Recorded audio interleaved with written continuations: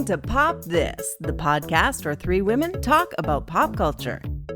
Here are your hosts, Lisa Christiansen, Andrea Gin, and Andrea Warner.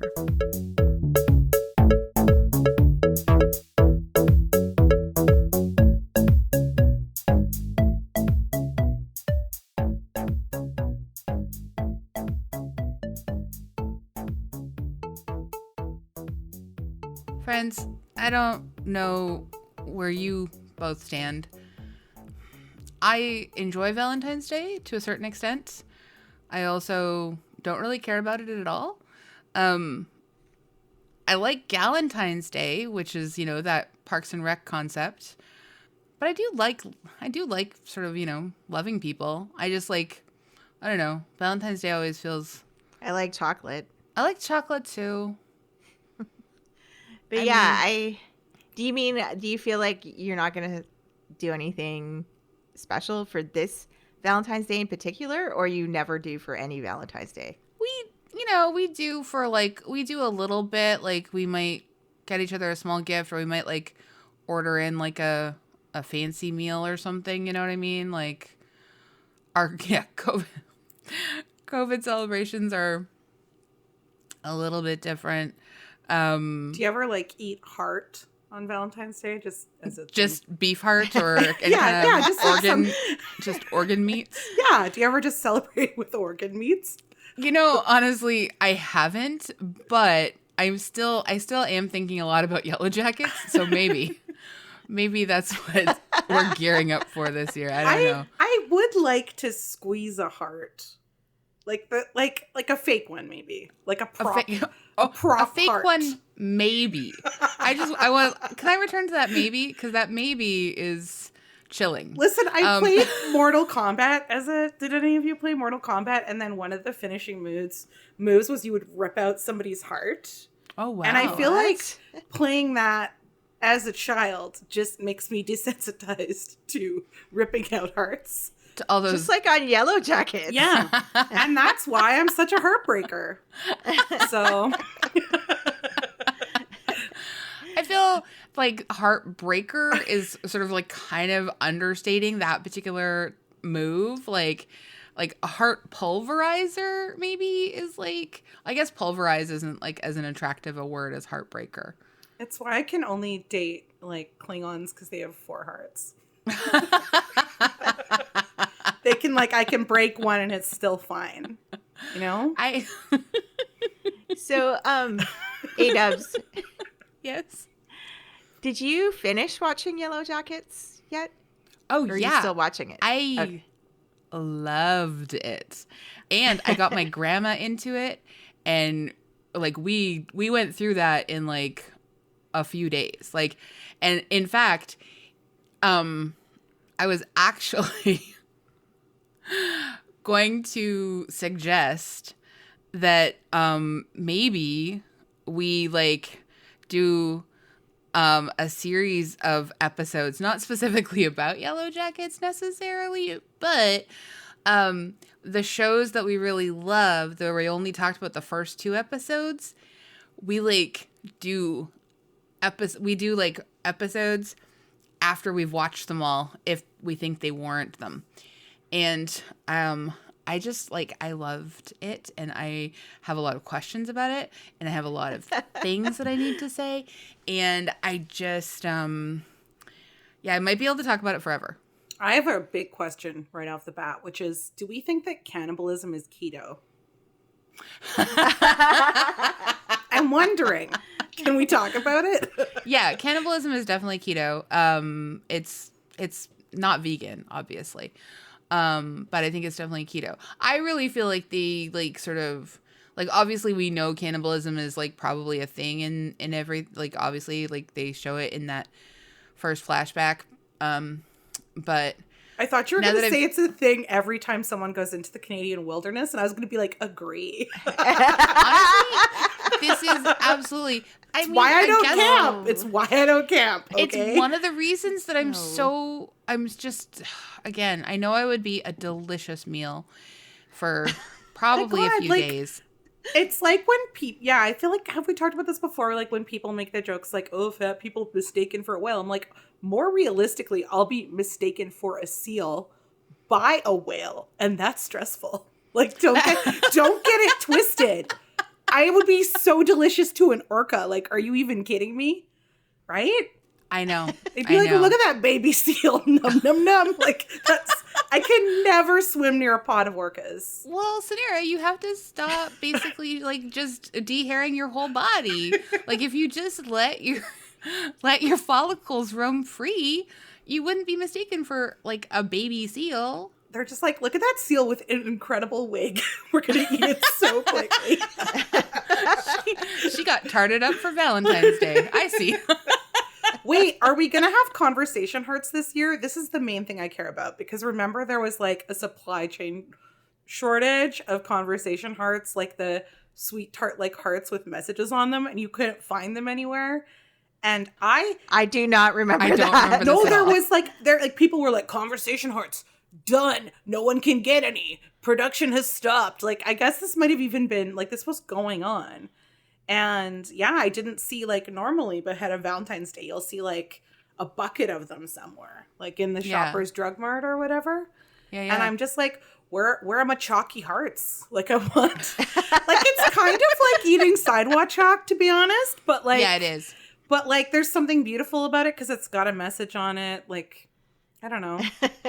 I feel like I like to eat I feel words. like, yeah, it's such a nostalgia candy. It seems like there must be probably one factory somewhere in the United States that is responsible for the output of like all of those candies throughout the world. And if anything happens to that factory, We're hooped. Just Yeah. done. yeah. Well, and cinnamon hearts, I feel like, are just a ploy from dentistry. Oh my to, god, like, I used make to us- love cinnamon hearts so much. And you're right. My dentist has reaped the rewards from that particular. I just feel like they're not, I don't know. Yeah, those are like a jawbreaker basically, but you're encouraged to not treat them like a jawbreaker, and it's dangerous. I would suck on those things, and I was discerning. I did not like one brand. I only liked the McCormick's cinnamon hearts. I like this for you. This adds up. This tracks. This tracks for me, of course. Of course. I really liked the McCormick's. I never see them anymore. I liked that they came in like that little plastic kind of almost like a tiny bowl, and then you'd peel the layer off, and then you'd that was me eating, by the way. And For the listener, Andrea just mimed plucking a small heart and going num num num num num with her lips. Like, kind of like a rabbit. Yeah, I like that. That's how you eat them. That's very adorable. No wonder everyone's in love with you. I can't eat candy like that because it's impossible for me to suck. I'm just too great. So I don't like things that want me to suck on them.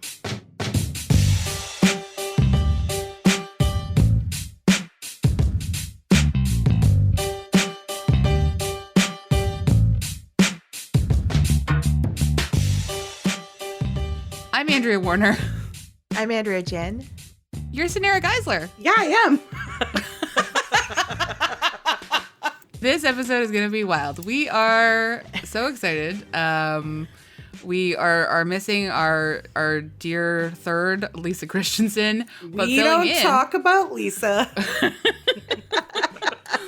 Filling in for Lisa this week. Yay! Return guest Cynara Geissler. Thanks so much for having me. Yay. Thank you. I'm in the casita. You are absolutely in the casita.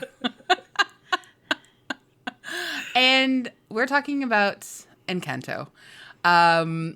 Before we even talk about it, let's read Cynara's bio. I mean, I feel like everyone kind of like knows it, but I still want to read it. She's been on the show 100 times. Yeah, if you've never, No. if you haven't listened to her yet, that's your fault. I can't. Yeah, I can't feel help like you. I You've- get like if we were a sitcom, I get like a with credit. Yeah. For sure. Absolutely.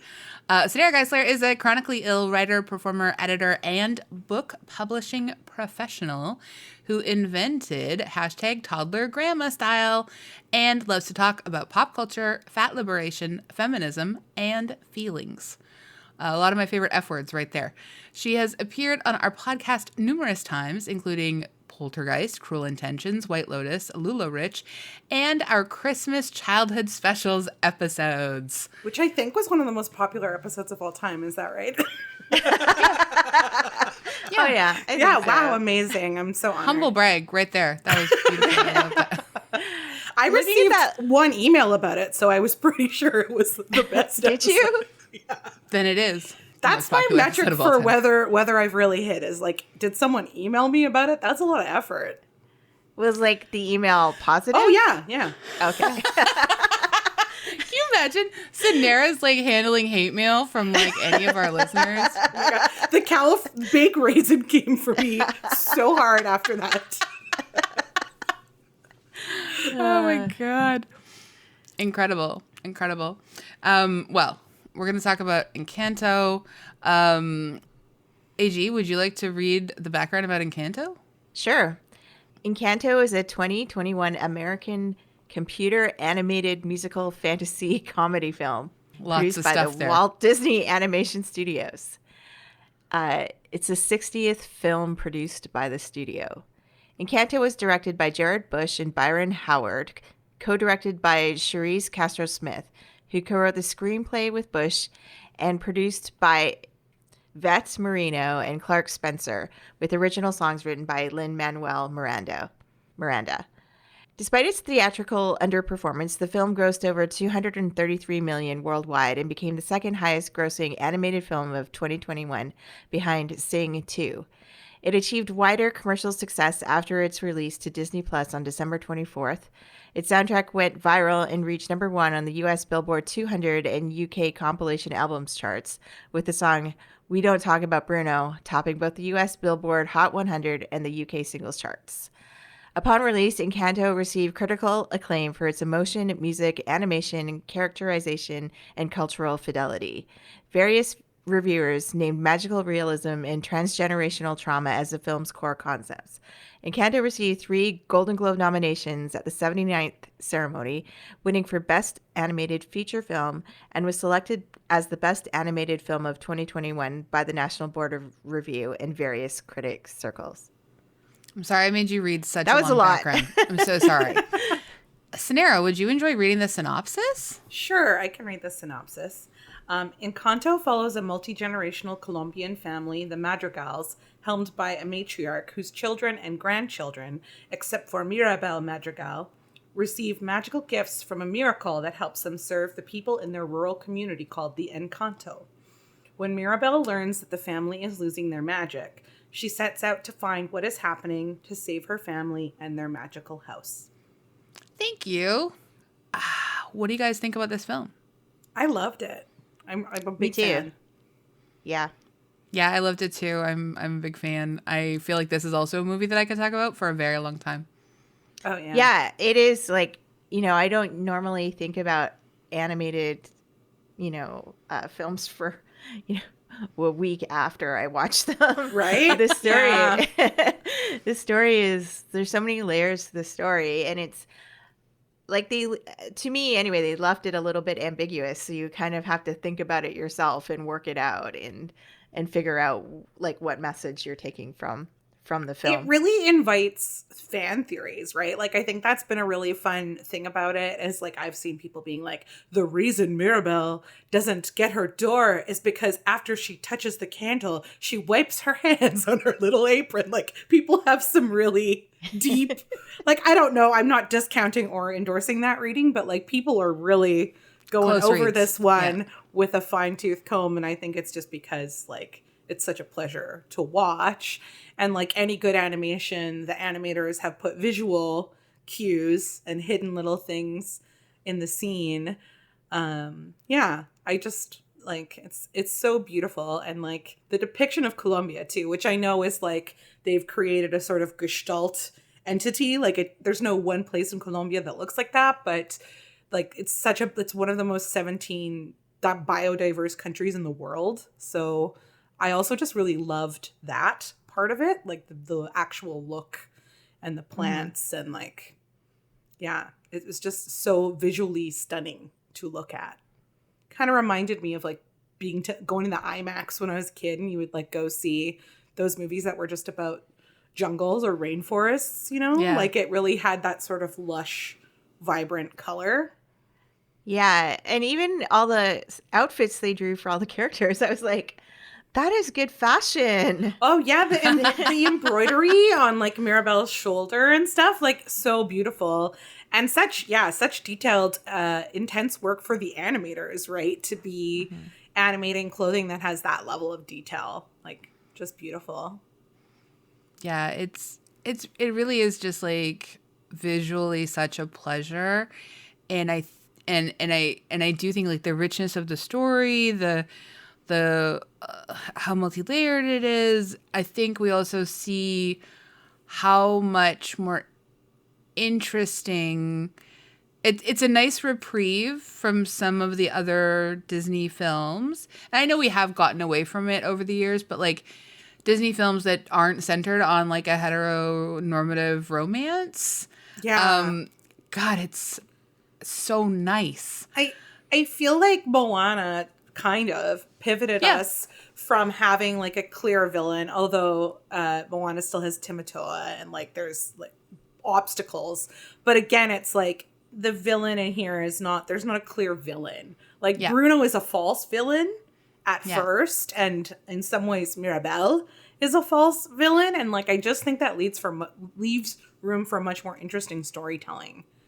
And I also feel like it's not like this character doesn't go on a hero's journey in this story. It's not like, you know, in a different era, it would have been about her like seeking her gift somehow, and she has to go traveling and has a sidekick, and she finds it and then rescues her family. Like that would be the narrative arc of the story. But I like how it isn't about, you know, her having to undertake an adventure to become the hero of her family. She kind of finds it within herself without having to embark on, you know, that typical journey. Yeah, it's not about her like longing to leave the Encanto or anything like that, right? This is that's another thing that I think is so interesting, is like in a time in the pandemic to release a movie that is very much like a bottle movie. Like the only person who sort of goes out past the house at any time is Mirabelle, pretty much, right? Like we're pretty much at Casita the entire time. And so I thought that was like it would obviously resonate with all of us who are spending probably a lot more time indoors, and some of us also with our families. Like there, you know, like I thought it's curious because so many Disney movies are about like going on an adventure and traveling, and even Moana, right, is about that. So it's cool to just have a Disney movie sort of just like really commit to a setting, right? And they could have decided that it was like a magical, like they didn't have to call it Colombia. Do you know what I mean? Like they really decided we are going to anchor this movie here. And I think that's cool. Mm-hmm. Yeah. And I really love how like we get that when Mirabelle does leave, she goes away for a very short time. She returns.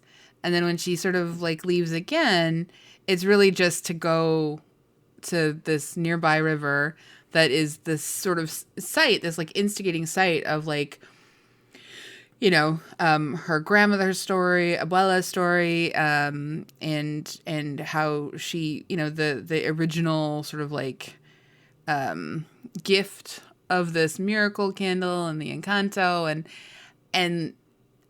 but it's not like she's gone for a long time. Like her Abuela finds her right away. There's not a bunch of quest stuff. You know what I mean? Like it's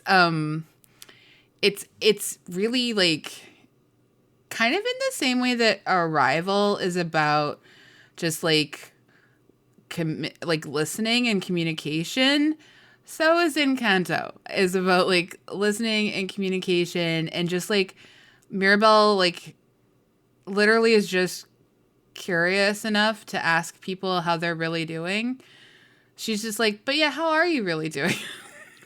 Yeah, I mean the call is coming from inside Casita, right? Like that's kind of the point of the movie is like Mirabel is also because she didn't get her door, she has spent the most time in the nursery. Like I also thought, wow, what a burn. Like she doesn't even get an adult room. She just continues to live in the nursery. But because of that, like her and Casita are really tight.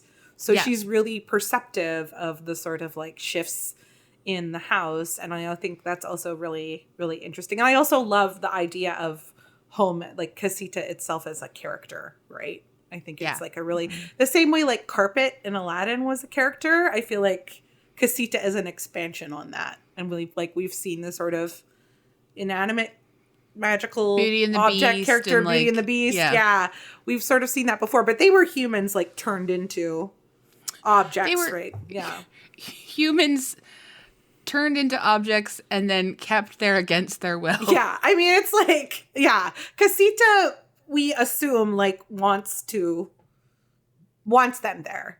Like, Casita's vibrance feels enthusiastic and consenting. Yes, yeah. What I also liked is that, like how we watch a lot of movies and we're always like, oh, it would have been, this whole movie should be rewritten but told from like this other character's point of view. That's like a sidekick. And it feels like that's what they did here, because like in animated films of the past, the story would be probably centered around Isabella. Is it Isabella? Yeah. Yeah, the oldest, like the oldest sister whose power is making beautiful flowers appear. Exactly. And instead it's like we get the story told from Mirabel's point of view, who's like not necessarily the attractive one, or the one who's going to get married, or the one who's on the verge of womanhood or whatever. And so that was really fascinating to me as well, is that they did this pivot with and told it from this character's point of view. Yeah, I think Mirabel is a very, like, I think we sort of saw it a bit with like Merida and Brave, who like did not want to get married and was like scrappy redhead, wanted to play. But she was still like very beautiful. Whereas I feel like with Mirabel, like she's sort of the weird one in the family. She feels like an outsider. They haven't animated her to be like like what we would expect of a Disney princess necessarily, which I think is really interesting too. And that's sort of like segues me into talking about how like the breakout character of this movie, like people love Mirabel, but they love Luisa. Like Luisa is the one, the muscular sister who's like quite butch presenting. And they when they made merch for this, they were like, okay, we're gonna make Isabella merch, we're gonna make Mirabel merch. And then everybody was like, where's our Luisa merch? Like that's who kids are so excited about. That's her particular song, which is all about like family burden and being thought of as the strong one and not having an opportunity to sort of express anxiety or fear, and the pressure that puts you under. Like it's so relatable. It's so powerful. Yeah. Did I immediately tear up as soon as she started singing and got through the first verse? Yes. Honestly, I was like, Andrea Warner is gonna love Luisa. Because I do feel like you're absolutely a Luisa in your family. Yeah, I related to her kind of strongly. Yeah.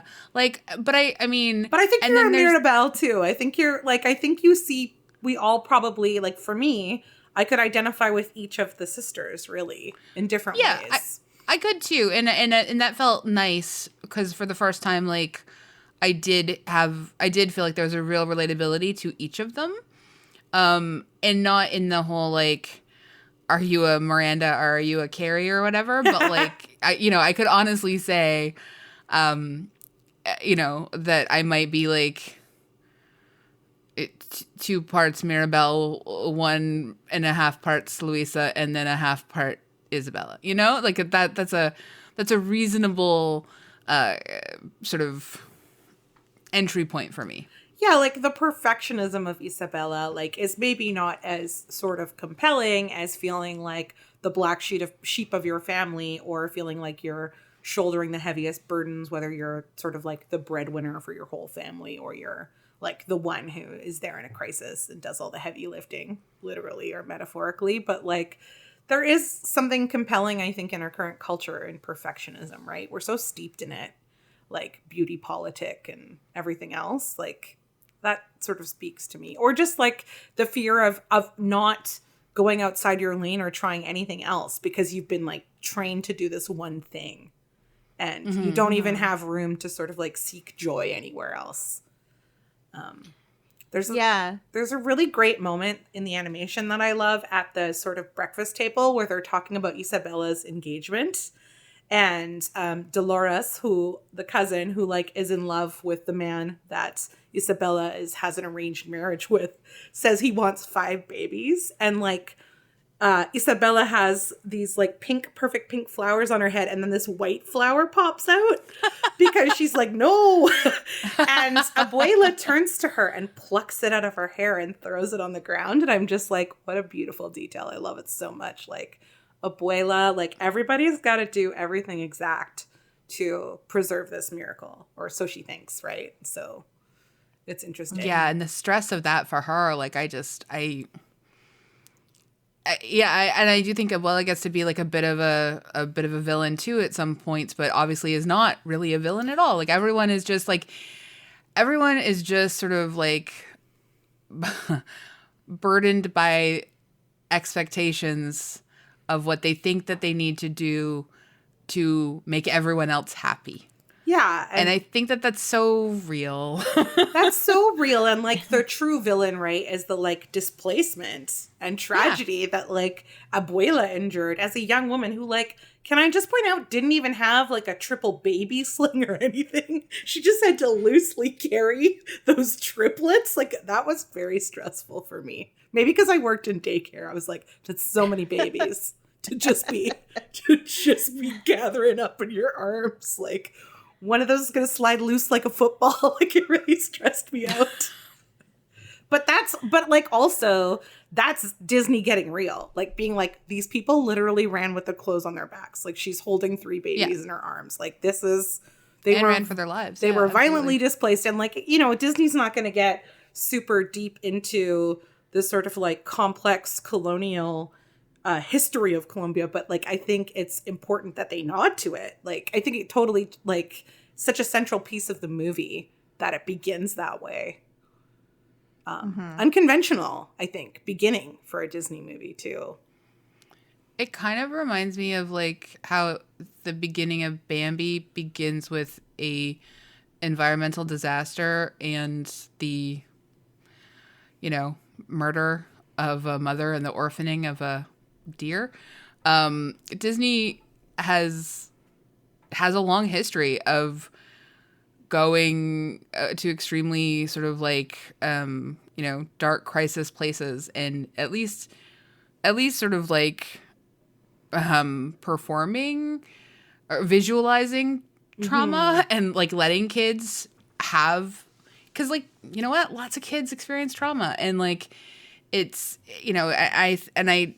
I don't want to give Disney like too much credit, but I was very pleased to see them at the very least like really acknowledge that like extremely difficult and violent past. Yeah, like how it the ramifications into like the present day and the ongoing colonial violence that creates. I think like if you read a little bit about this movie and how people are reacting to it, so many people are relating to this idea that of like trauma, intergenerational trauma, and how like something like that happens in your family, and your matriarch or patriarch of your family just like passes down that to the generations after generation after generation into the family, and it becomes like so ingrained that your family doesn't even recognize that it's there. It's just how your family is. And yeah, I found that so interesting to think about as well. Yeah, the sort of like forced stoicism that happens, right? Because it's like nobody wants to bring up the past to re-traumatize these elders, but at the same time, like they can't relate to it. They don't really have empathy for it if, it's not explained do you know what I mean? Like we actually have to communicate with each other to build mutual empathy. And so much of the movie is like Mirabelle being like, oh, Isabella, I thought your life was just perfect. But it turns out like that this perfectionism's a prison for you.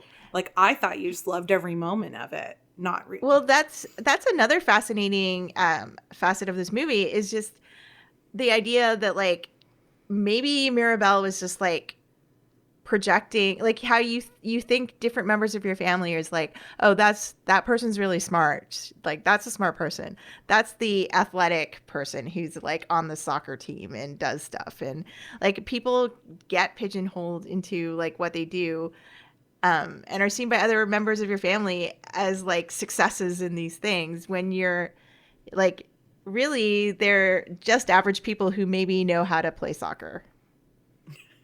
Yeah, but you know what I mean? They're not. They're the athlete in the family, but yeah, and like sometimes that if someone else is the athlete in the family, then like you can't even just pursue a casual athletic interest without it like having more meaning than it should. Like it becomes a site of rivalry, or like you just So it's sort of like everybody just gets to have their own one thing, but we all know that obviously people are way more complex than that, right? And if you don't have a thing, you feel like you're the only person in your family that doesn't have a thing. Yeah, for sure. And like it is very interesting how that is. And it's also like very clear that that everyone sort of, nobody's like super happy about how controlling Abuela is, but nobody also knows how to stand up to her. And so that is an interesting dynamic to watch too, because even her dad's just like, okay, let's hide this vision. We got to make sure nobody finds out about it. Like no one can say. Well, and I think about like, because I think about even just the way that like, you know, it's kind of framed that like Abuela has this, she's sort of perpetuating trauma through like generations of her family because she's the one who has to hold that trauma. She experienced it. Like she's not doing it on purpose, but she is doing things that cause harm because she really like, she doesn't have anyone. Like she, you know, and I think like sometimes we forget that like the absence of, you know, her husband having died in this horrible way, you know, murdered in this horrible way, like standing up for everybody else, like that absent space beside her is this like living violence that just sort of like stays next to her throughout her life. And like that absence sort of also rolls through the family in its own way too, you know? So it's like, I don't know. I think it's very complicated to like think about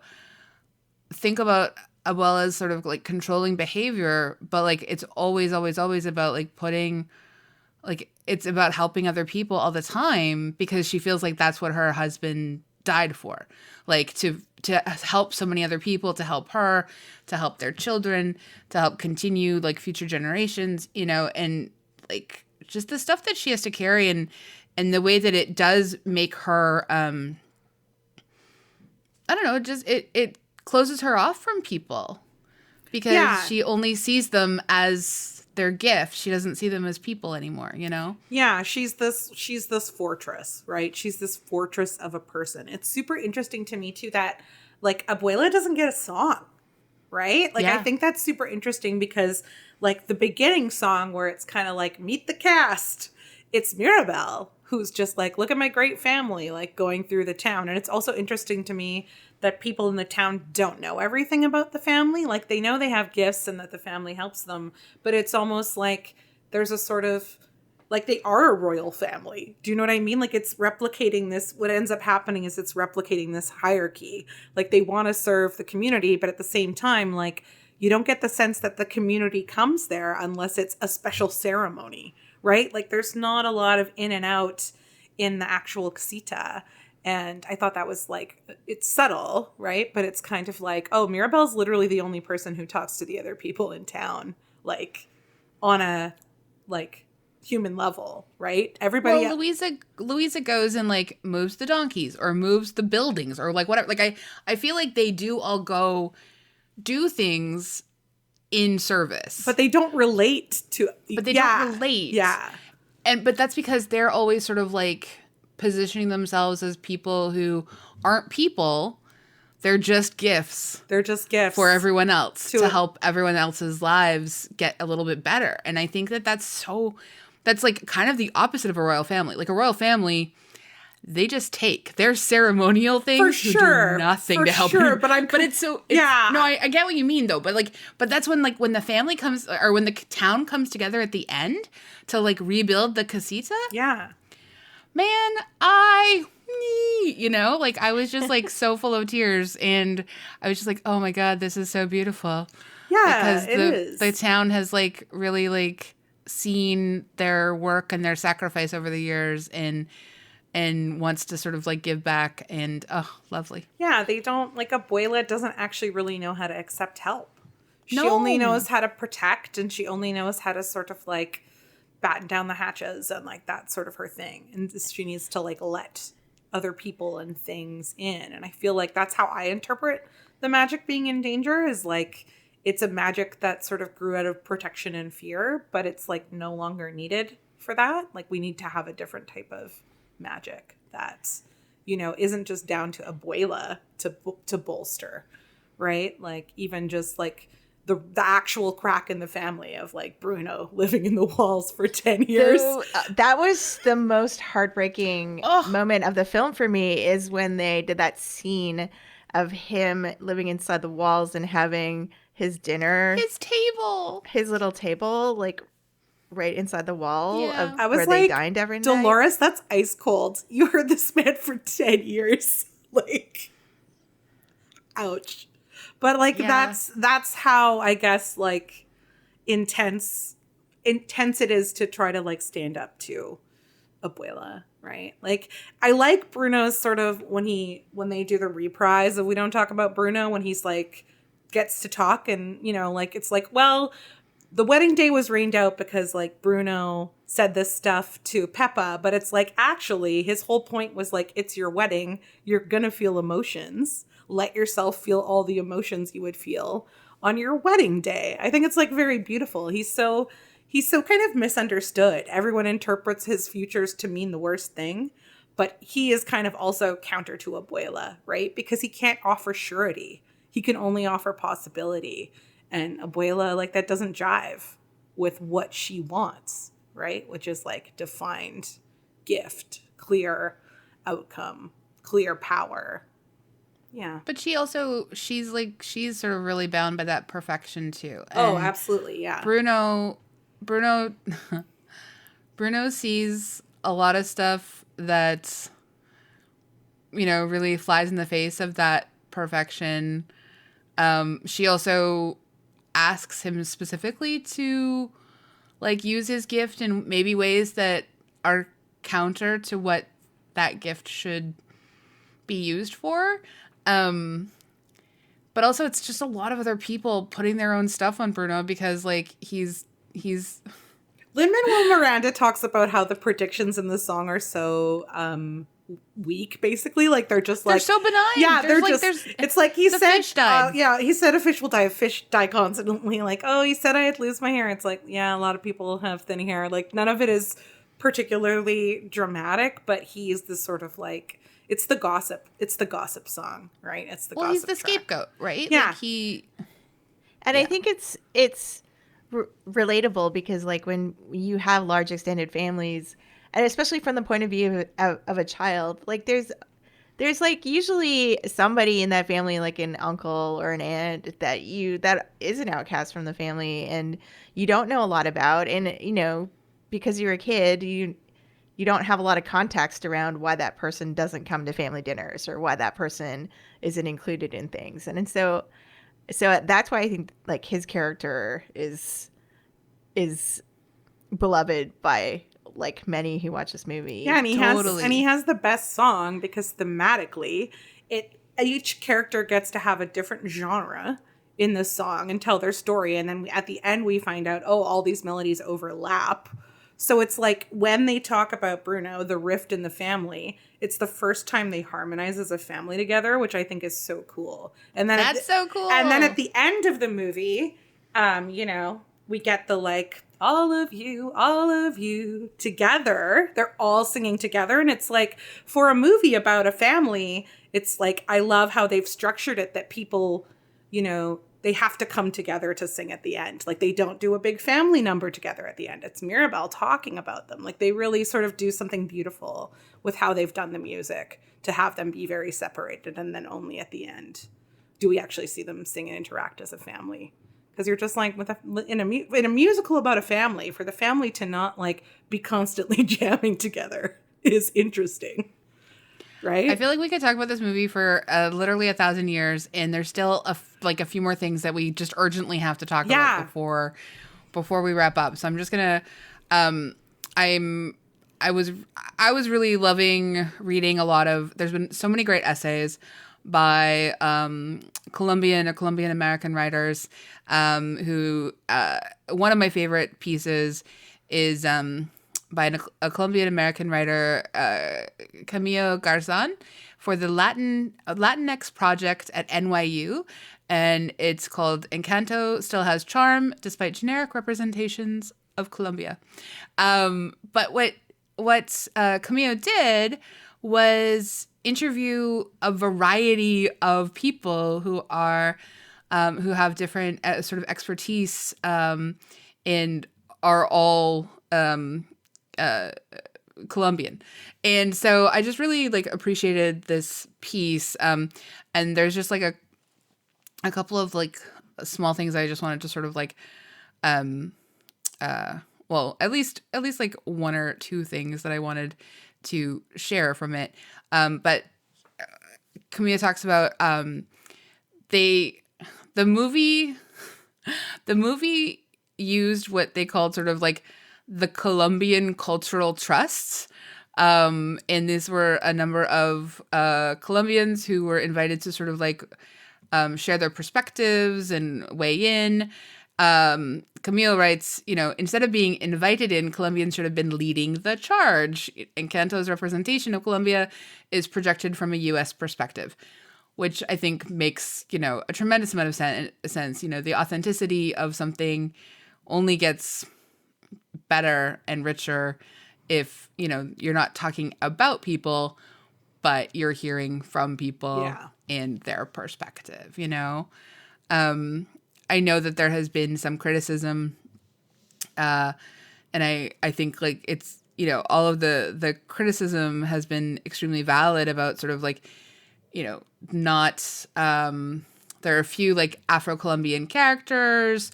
They don't get a lot to do. Yeah, they're supporting and they're just sketched out like roughly, right? They're not they're not the three main you know, songs. They don't get individual songs. They get maybe a little part of a song.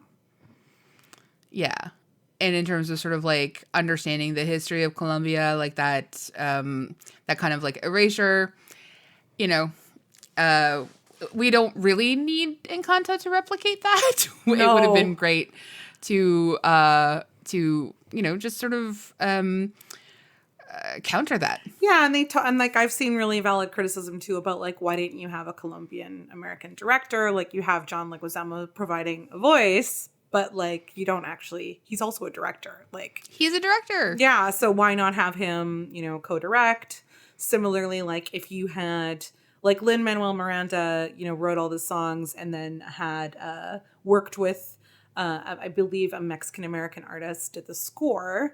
And it was also just like, well, what if that singer who sings this sort of song in Spanish that's meant to mimic a folk song about the two caterpillars that's actually sung in Spanish in the film? It's like, well, what if you had got him to curate some of the music? Like, what singers would he have chosen, right? Like, it's that sort of thing of like, Lin, like it's, like a lot of the critique is that it's dangerous to make Lin-Manuel Miranda like the voice of Latinx culture in everything, right? And I do think that's like where the Lin-Manuel Miranda backlash comes from, is that it's not that Lin thinks that, I don't think he would think that he's the voice of everything. It's that we have a media that absolutely does that, right? It's like they will absolutely, the same way that it's like Roxane Gay will be the voice of fat, whether or not she wants to be, like Lin-Manuel Miranda is like the voice of Latinx culture right now because of Disney.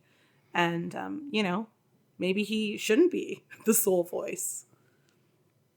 Yeah, what a wild concept to allow multiple different people. The whole there can only be one mentality. Like, I think about this. There can only be one. I think about this because of like Brooklyn Nine-Nine, where of course, Stephanie Beatriz, who's most known for her voice of Mirabelle, but like when her and her co-actor who plays Amy, and I'm forgetting her name right now, when Melissa Fumero. Melissa Fumero, thank you. Like they talk about when they both saw each other in the casting process, they were just like, oh crap, like she got cast, I won't get cast because they've already cast a Latinx person, right? So like that's very real still, and like it's Disney needs to work on it. It is interesting that they had this Colombian land story trust. They had an oceanic story trust for Moana as well, and so I feel like Disney is actually committed to this. They are gonna, but it's like you're in the right direction, but also like, can you maybe hire and mentor new people? Like they don't like to do that, right? I feel like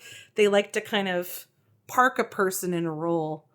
Like, Randy Newman was like writing a lot of Disney tunes for a while, right? Like, well, I think this is, like the first animated film that's made that's set in Colombia. And so there's like a lot of weight of representation on it. Like there is for, like Asian films, like had that moment a little while ago. But now more and more films are coming out telling different points of view. And so, I mean, hopefully this is just like the first of many different stories that are going to come out of, Colombia or Latin America, that are made by Disney. Yeah, for sure. I feel like they are working on another film from Latin America that I just read about, but I can't remember which country right now. But well, I know for sure they are actually making a Puerto Rican. I know Puerto Rico is not Latin America, but they're making a Puerto Rican Disney animated set film, and Lin is involved in that. Yeah, but that makes a lot of sense. He's Puerto Rican, like. So, like you said, we could talk about this film for another 4 hours. 1,000 years. But we have to come to the point at the end of the episode where we ask everybody if it pops. Yeah. Yeah. Oh my gosh. Pop, pop, pop, pop, pop. So many. Yeah, definitely. And thank you, Andrea, for bringing this film to our attention, because I would not have watched it if you didn't suggest it. Yay! I'm so glad. I know that I did not hit it out of the park with Pitch Perfect last week, so whew, thank goodness. You made up for it this week. Thank goodness I made up for it with suggesting we do Encanto. I really do love this movie. I think it's, I don't know, I think a lot about like, so my favorite Disney movie when I was a kid was Alice in Wonderland. And to a lot of it, to a certain extent, it still is one of my favorite. It's one of my favorite movies overall. It's weird and it doesn't make sense, and there are strange lessons and strange characters, and the main villain, she, like many Disney villains, gets to be a loud fat woman who doesn't have good ethics or morals or politics. Bit of a tyrant. But I still really love Alice in Wonderland. But when I saw this and I thought about like, when I was like reading some of the reviews and people were like, nothing happens, it's trite or whatever, I was just like, this movie is extremely layered, extremely complex, and dealing with some like really important conversations that I think some of these reviewers are not ready to have.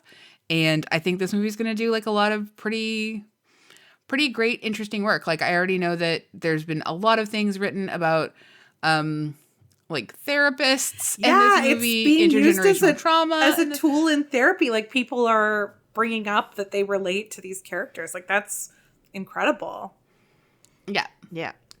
So I think this movie is actually going to have huge cultural ramifications, and it has already. But like,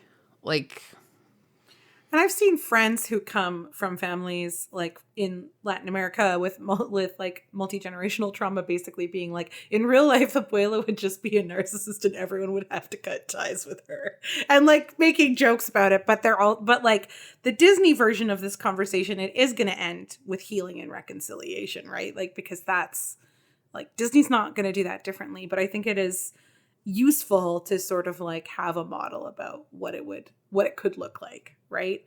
And I mean, I think like I'm a real Abuela apologist, perhaps, because I really see. I mean, I see the rigidness with which she has held people to account to unrealistic standards that she's also set out for herself, and like I think when Mirabel sort of stands up to her and challenges her, and then she has that invites her into this like sort of understanding of what she herself has like done. And when she says like, you know, the miracle is you, the miracle is not the gifts, the miracle is you.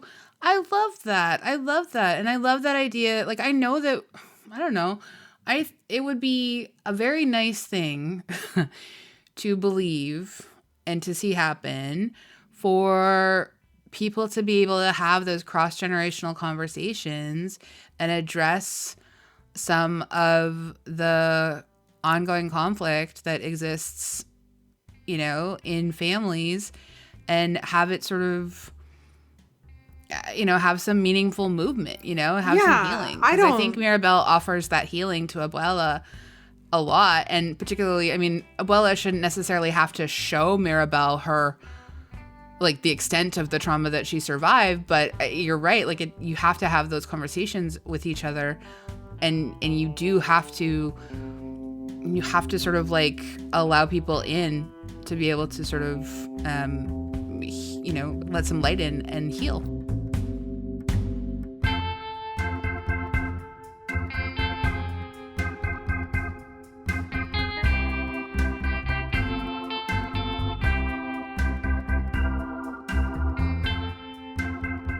We also love to leave our episodes on something we recommend.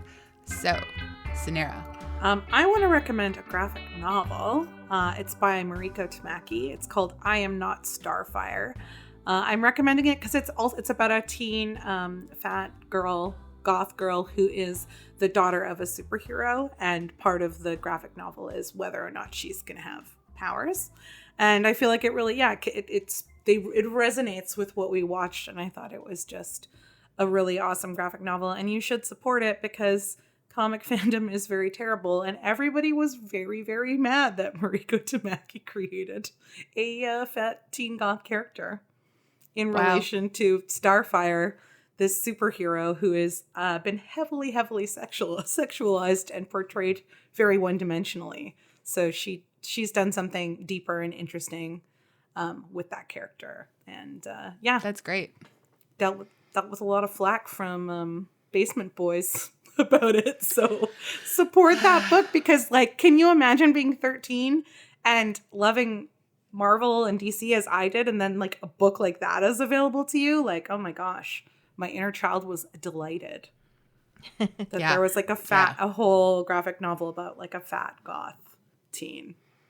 Yeah, that's incredible. I really love Mariko Tamaki's work in general. So such good writing, and the art is great too. I apologize, I forgot the artist's name, but she's the writer, and it's great, and I really loved it. That's awesome. AG, what about you? Okay, so I'm not necessarily proud of this, but my recommendation this week is Cobra Kai season 4, because I've continued watching it, and I know love Cobra Kai. I have brought this up many times on the podcast, and I probably shouldn't keep revisiting it, but the show is like something that sort of drives me nuts, but also I watch a little obsessively as well. And season 4 kind of delves into the karate war that's happening in the valley. And at this point in Cobra Kai, they have brought back like almost every original character from the Karate Kid movie series. And it's been quite a ride. And season 4 is kind of like peaking with this kind of three-way karate war that's happening. I hear that show is like better than it has any right to be. Yeah, it is. So it's really shocking. It's shocking. I need a new, like my therapy right now, CBT is constant blaring television. Like that's the therapy I can access. So I'm always looking for like shows I haven't watched yet that have multiple seasons. Cause like I get nervous. I'm like, I'm running out of TV.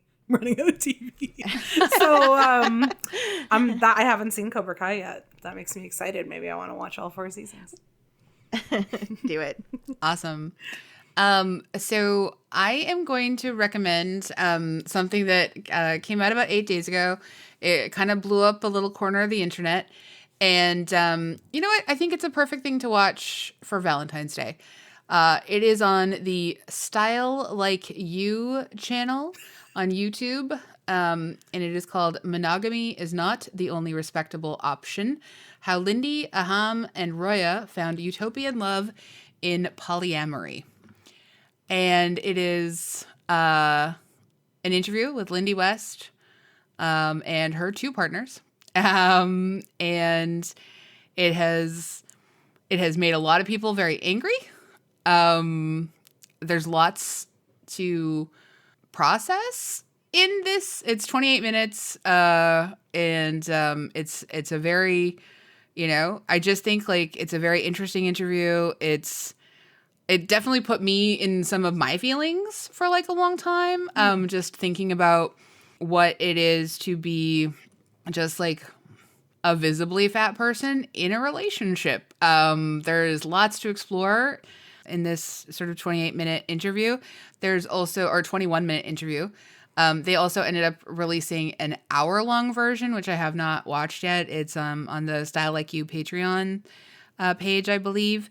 But man, Lindy, Aham, and Roya have been put through the ringer a little bit from some very angry people. They've also received a lot of love from some people who really appreciate what they have to say, and I just think like as we hear from more people about what love can look like for them and that it's not always...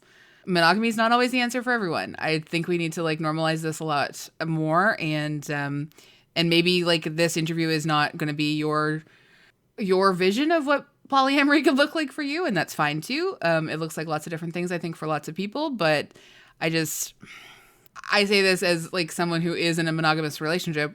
Will it be forever? I have no idea. I don't know what the future holds. I am right now. My monogamy isn't threatened by other like relationship situations, and I don't know why people would be so protective of their monogamy. Is this your way of saying that you want to come to my key party? Yeah, once COVID's over, key parties for everyone. Can't I finally get on board?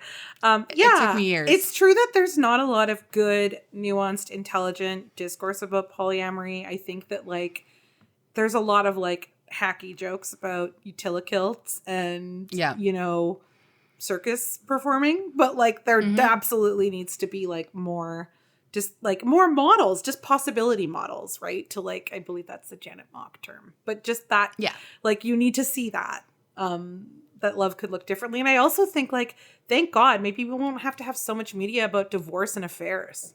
Like I'm just so bored of that, right? That. Like, so yeah, boring. Like if we could consider different potentials and possibilities for love, maybe we could also like open up to less media about divorce and like better models of community care, because you're not just like told that you should get all your needs met by one person. Like that's so much pressure on a relationship between 2 people, don't you think? Yeah, it's a lot. Thank you so much, everyone, for listening. Thank you for hanging out with us online. Thank you for rating us 5 stars on iTunes. And thank you, Cynara, for joining us this week. You're Yay! amazing as usual. Oh, thanks so much. So glad you came back for this one because, yeah, great conversation. Thanks. Yeah. Encanto. So wonderful. So wonderful. Do you want anyone to come find you online? Oh, yeah, sure they can. I'm newly on TikTok, sort of, doing a little bit more there. Yeah. I had a thing that people saw, and I sort of learned what it means when more than like one person sees your TikTok. So we'll see if I stay there, but Yeah, on TikTok, I'm at professional guest star. And everywhere else, I am at Cynara G. So CYNARAGEE. Awesome.